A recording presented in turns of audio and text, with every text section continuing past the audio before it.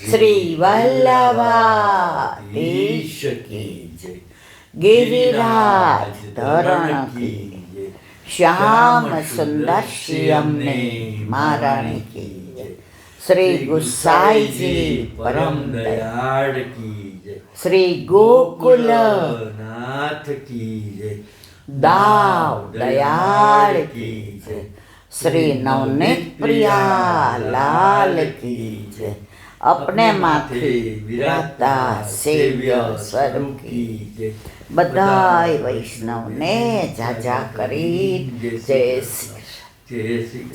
Shri Krishna. ठंडीना दिवसो अमदावादमां feel नहोती थती केवी होय। अहींया व्रजवासी सावरा पासे आव्या एटले खबर पड़ी के व्रजमां केवी ठंडी होय। स्वेटर પહેરીએ, થર્મલ પહેરીએ, શાલ ઓઢીએ, માથે ઓઢીએ તોય ધ્રુજીએ, પણ તોય શ્રીનાથજીમાં ગીર્દી એટલી જ, જરાય ઓછી નહીં। એમાં અન્ય માર્ગીઓ ઘણા બધા, કારણ કે શ્રીજી બાવન બધાય ગમે છે। વલ્લભે 3 વાર કીધું કે ભાઈ તું આમાં ધજા ન કર, અમારે ધજાવાળું નહીં। પુષ્ટિ માર્ગની વિશિષ્ટતા જે છે, વલ્લભે ઘરને મંદિર બનાવ્યું। હવે મંદિરમાં ધજા હોય પણ આપણા ઘરે છે નથી, ધજાવાળો બધાયનો, વગર ધજાવાળો જેના માથે બિરાજતા હોય એકનો છે। આપણા ઘરે ઠાકોરજી બિરાજે છે, આજુબાજુવાળા અન્ય માર્ગમાં માનતા હોય તો ઘણાને ખબર ન હોય। અત્યારે નીચેથી ને પેલા ભાઈ ચા દેવા આવ્યા, છોકરાઓ નાસ્તો કરવા હતા, ચા ભરીને 2 મિનિટ ઊભા રહ્યા। બા ઠાકોરજી લેકે आई हो? मैं કીધું ના, नहीं नहीं, यहाँ की बात ही कुछ और है। मैं तो नहीं, ठाकुर हम क्यों लेके आए हैं। એ કે જો શ્રીજી બાવા અહીંયા આવી ગયા અમારા મેવાડમાં,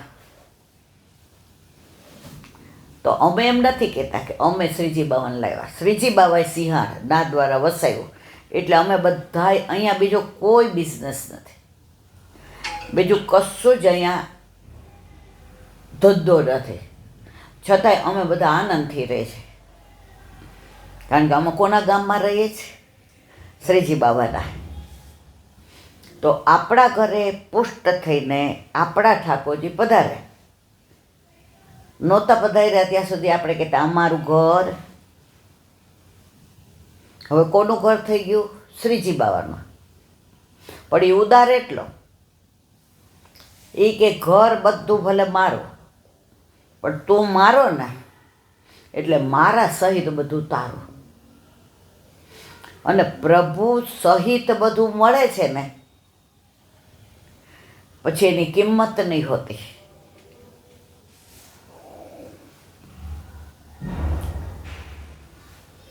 એક પિતાના છેલ્લા દિવસો હતા,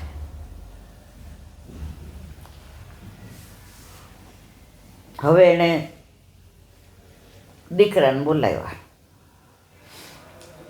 એ કે મારી ઘડિયાળ છે ને એ મારી તિજોરીમાં પડી છે। દીકરાને કેમ કહો અત્યારની કેવી મોંઘી હશે ને શું હશે ને, હવે તો લઈને આવ્યો, મોઢું બગડી ગયું। એ કે આ ઘડિયાળ? એ કે હા એ જ। એ કે હાવ ઠોઠ્યું છે, આ કેટલા વર્ષ જૂની છે બાપા? એ કે તારા દાદાએ મને આપી હતી, એના દાદાએ એને આપી હતી, અને એના દાદા એને 200 વર્ષ છે। એ કે આ મશીન કેવું 200 વર્ષથી ઉપર કકડી ગઈ છે, પણ અવાજને, સમય ને, કાંટા ને, અંદરનું મશીન ને, એ બાપા પહેલાંની વસ્તુ ને પહેલાંના માણસો આજે ઘણા એમ કે। એક બેનને 92 વર્ષ છે, તો રસોઈ હાથે બનાવે ને, હજી વ્રજમાં જાય, ચંપારણે જાય, એના હાથમાં લાકડી નહીં, ચોકઠુંય નહીં, ચશ્માય નહીં ને મોતિયોય નહીં. એટલે એ બેનને એક દીકરીએ મસ્કરી કરી કે બા હું આવું ખાધું છે, હજી એ કે પગમાં વ્હીલ હોય એમ એ કે દોડા દોડ કરો ને મંદિરમાં નીચે બેસો છો એ કે હૈસા એ કે અમે તમારે જેમાં અળસિયા ને પીઝા ને બધું નથી ખાધું. એ જમાનામાં બધાને ઘરે દૂધણા હોય કે ગાયું હોય ભેંસું હોય, બધાને સવારે ગરમ ગરમ હુખડી શિયાળામાં, અને ઉનાળામાં સવારે બાજરીનો હોય તો એને ઝારનો જવારનો હોય તે ગરમ ગરમ રોટલા અને અંદર ઘી ખાડા કરેલા, દહીં ભાવે એને દહીં, દૂધ ભાવે એને. અમે સવારે આ તમારું બધું બ્રેડ બટર ને પીઝા ને એ કે અમે અત્યાર સુધી જોયું. હવે અમારા છોકરાના છોકરા જમે છે, જોઈએ ઘણી વાર એમ કે બા ચાખો ને, પણ અમે ચાખીએ નહીં, અમે હાવ દેશી. એટલે પૌત્ર ને પૌત્રી મસ્કરી કરી. એ કે બારે આ હદે નહીં, કારણ કે બાય કોઈ દીખા. એ કે બહુ હાવ સાચી વાત. એ કે તમને અમારું ન પચે, ખાવ એ કે થાળી ભરીને સુખડી અમે ખાતા હતા. એ કે હેલ્થ માટે નહીં સારું. એ કે આ પીઝાની બધું હેલ્થ માટે સારું. તો પેલા ખાવાના એવા હતા. સાંજે લગભગ બધાને ત્યાં ખીચડી અને દૂધ બહુ સારું હોય ને ઘરે શાક હોય અને રોટલા ભાખરી. અત્યારે તો મહિને એકવાર આપણે એમ કહીએ કે એ ઘણા દીથા ખીચડી નથી કરી, ભેળી બનાવો. એટલે છોકરાઓ એકબીજાને પૂછે વળી કોઈ માંદું છે. હવે ખીચડી એ માંદાનું ઓલું થઈ ગયું છે. ખીચડી તો રાષ્ટ્રીય રાતનો ખોરાક છે. તમારે એને પચાવવા પાસે કાંઈ મહેનત ન કરવી પડે. મગની દાળ હેલ્ધી. હવે તો આ મશીન કટોલા ચોખા નીકળ્યા છે ને, તો એમાં બધાને તમે જો ગેસ દાબીને ખાઈ લે, પછી ગેસને એસિડિટીની ગોળી બધું અંદર અંદર દબાવે, અને 45-50 થાય તો કે એટેક આવી ગયો, લીવર ખરાબ થઈ ગયું. હમણાં ઓલો છોકરો મળ્યો 24 વર્ષનો, એ કે પિત્તાશય કઢાવ્યું. મેં દુકા બટા હાવ નીચો વળી ગયો, એટલે જરાક ઢીલો થયો. મેં દુ કાર ઋત્વિજ આવું થયું બટા? એ કે પિત્તાશય. મેં દુ હે? હવે 24 વર્ષે બોલો. આ બધા જ રોગ ખાવાના છે. એણે એક વાક્ય સરસ કીધું, એ કે આંટી ખાઈએ ને ત્યાં નક્કી કરી લે આજે છેલ્લું, આના પછી હવે નહીં, હવે ઘરનું જ. અને જો સાંજે ભાખરી શાક આવ્યા એટલે મધરને સારું લગાડવા થોડું ખાય, અને પછી એ લોકો આંટો મારવા જાય એટલે ઓનલાઈન મંગાવીને પીઝા ખાઈ લેવાના, અને બોક્સ ડસ્ટબિનમાં નીચે નાખીને ઉપર કચરો નાખી દેવાનો, એટલે ખબર ન પડે. એનું પરિણામ એ આવ્યું કે આ પિત્તાશય કઢાવવું. આ બધું જાણીએ છીએ, છતાંય બધાને એ જ ભાવે છે. તો વાત કરતા હતા ઓલા દાદાથી ઘડિયાળને. એ કે આ ઘડિયાળની કિંમત જાણે. ઓલા ઘડિયાળીને પૂછ્યો. એ કે આ બાપાને આવે આવી ઘડિયાળ મને દેવાની, મારે કાંઈ જોઈતી નહીં, કચરા ટોપલીમાં નાખી દેવાય. પણ હવે છેલ્લો સમય છે એટલે વહુએ કીધું દીકરાને, એ કે જાઓ ને છેલ્લી ઈચ્છા પૂરી કરો ને. એ કે બાપા કોઈ દી નડ્યા નથી આપણને, જે થાળીમાં દીધું એ ખાઈ લે. કોઈ દી બાપા એમ નથી કીધું કેમ મોડા ઉઠ્યા ને વહેલા ઉઠ્યા ને ક્યાં જાઓ. આપણે 2-3 દી શેરમાં હટાણું કરવા જવું હોય બાપાને કહી, બાપા તમે કાકાને ઘરે ખાઈ લેશો. આ બધું જોઈએ ને છોકરાઓને ને નિહાળ માટે ને ઘર માટે. તો બાપા એમ કે બેટા એવી ચિંતા કરો માં, તમારે હા હોય મને રોટલા કરતાં શીખવાડ્યા છે. ગાય તો કાયમ હું જ દઉં છું, દૂધનો રોટલો ખાઈ લઈશ. બાપા આપણને ક્યાંય નડ્યા નથી કે બાપાએ કોઈ દી કીધું નથી કે આમ કરો ને આમ ના કરો. જે કહીએ હા બેટા બહુ સરસ. હવે એમનો છેલ્લો સમય છે. ઓલો ઘડિયાળ એને ત્યાં ગયો, આવી 200 વર્ષ ઘડિયાળ જોની એના 100 રૂપિયા. આવીને કે બાપા 100 રૂપિયા કીધા, હવે આમાં શું લેવાતા?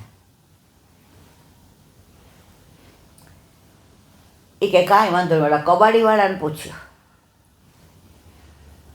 કે ના બાપાનો છેલ્લો સમય છે, બાપાએ આપણને કેવી રીતે મોટા કર્યા.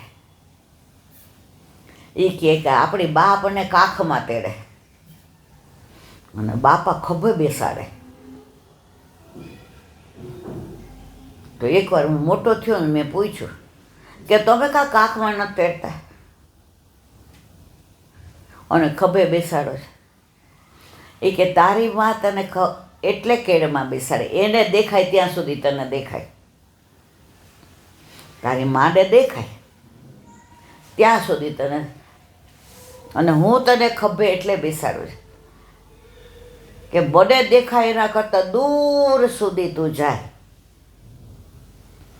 એટલે મારી પ્રગતિમાં બાપાને કેટલો રસ. વળી કબાડીવાળાને કે હું આવી ઘડિયાળો વેચવા આવ્યા શેઠિયાવ થઈ. એ કે ભાઈ વેચવી નથી, બાપાને છેલ્લો ભાવ કરાયો. એ કે ઓહો બાપાએ મોકલા 20 રૂપિયા, જાઓ. આવ્યો એ કે 20 રૂપિયા. એ કે હા 20 કીધા આપ? એ કે હા. હવે એ કે આપણા ગામમાં મોટું મ્યુઝિયમ થયું છે, ગવર્મેન્ટે હમણાં બનાવ્યું છે. એ કે હા. એ કે એનો મેનેજર મારા ભાઈબંધ છે. એણે કીધું હતું તમારે ત્યાં કાંઈ એન્ટિક પીસ જૂના તમારા બાપ દાદા વખતના પડ્યા હોય ને તો સીધા વેચી ન નાખતા, મને બતાવીને વેચો.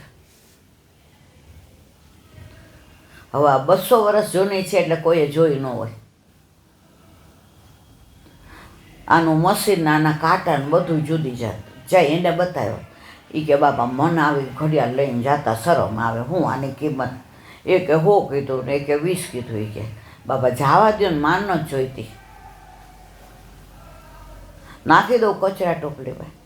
એ કે હવે નહીં કહું બટા, છેલ્લી વાર પૂછ્યા. કારણ કે તેને તારી બહુએ કીધું કે બાપા એક વાક્યમાં કાંઈક સલાહ આપો. તો આને સલાહને શું લાગવું વળે બાપા? એ કે જા મારા દીકરા આટલું કામ કર. એટલે વહુએ ઈશારો કર્યો, જાવ. એ કે જો મા બાપનું ન માને ને વહુનું માને છે. એમાં અત્યારે તો કળિયુગનો પ્રભાવ. આપણે ઓલા એક જોક જેવું, એક રેસ્ટોરન્ટમાં એક જણો પૂરી શાક લેવા આવ્યો અને વરસાદ કે મારું કામ, કેળ હબાના પાણી, હાથમાં છત્રી, રેનકોટ પહેરેલો અને હાથમાં ડોલચો. પેલાના જમાનામાં લઈને જાય ત્યારે મળે પૂરી શાકને ગાંઠિયા મળે, બીજું કાંઈ ન મળે. અને ડબ્બો લઈ આવ્યો હતો. એ કે આમાં પૂરી ને આમાં. એ કે ભાઈ 11 વાગ્યા રાતના. હવે અત્યારે આ કેળ હમાણા પાણી છે, કોણે મોકલું? એ કે પૈણેલો છે. એ કે પૈણેલો હોય એ જ અત્યારે આવે. માં કોઈ દી રાતના 11 વાગે ન મોકલે, હાથે બનાવે. એ જગ્યાએ માએ કીધું હોય તો ન જાય. એ અત્યારે આપણે બધા નજરે જોઈએ છે, બધાની પાસે સાંભળીએ. આપણા ઘરે મારા વાલાની કૃપા છે, ગોકુળ છે. કેલાબેન રાતના યાદ આવે ને 8 વાગે જમીને કે આ ગોળી બીપીની ખલાસ છે ને લેવાની ભૂલી ગયા. હવે એ કે ઉંમરના હિસાબે તો દીકરોને બહુ આંટા મારવા જતા હોય એટલે આપણે એમ કહીએ જ્યારે આવો ત્યારે લઈ આવજો. તમારે કાંઈ કામ છે આખો દી? આંટો મારવા જાય ને વચ્ચે દવાનું પથ્થું લઈને આવી ગયા.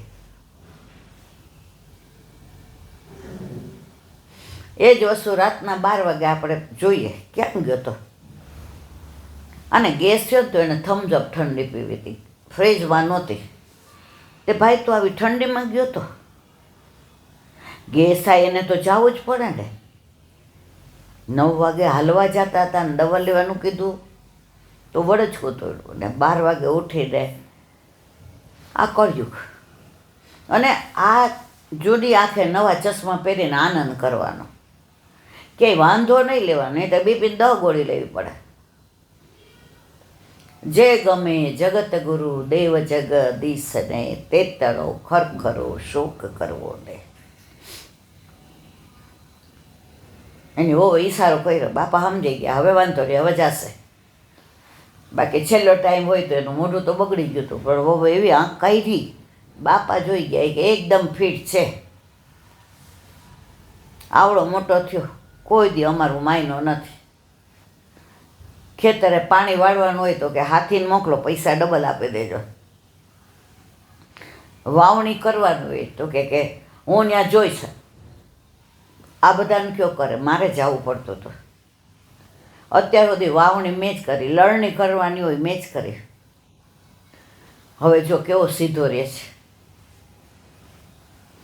ઓલો ગયો મ્યુઝિયમમાં, એ કે આવો પાનાચંદનો દીકરો ને, એ કે હા.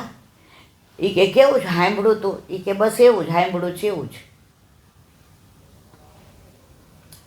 કેમ આવવાનું થયું બેટા? એ કે આ ઘરડાનો તમને ખબર, નાના બાળક જેવો. એ કે આ 200 વર્ષ જૂની ઘડિયાળ છે,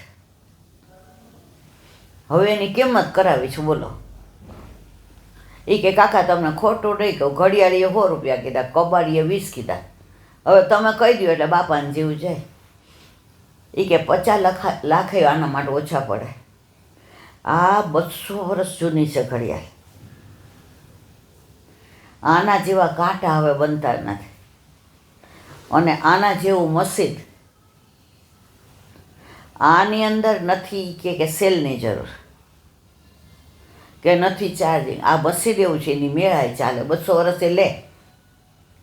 તારી નવી ઘડિયાળમાં જો ને આમાં જો. એ કે બિલકુલ સેકન્ડ મિનિટ બધું બરાબર છે. કે ઘરે આવ્યો. એ કે 50 લાખથી વધુ આવે. દીકરો મનમાં પોરાય કે બાપા એક ઘડિયાળ દેશે પણ આપણો કરોડમાં મેળ પડી જશે. એ જમાનામાં કરોડ એટલે અત્યારે 25 કરોડ. હવે કીધું જોયું, યા તો ખબર પડી ને. 1 નંબરના આળસોડા. બાપા કે બિલકુલ ફિટ છે એની વહુ એના માટે.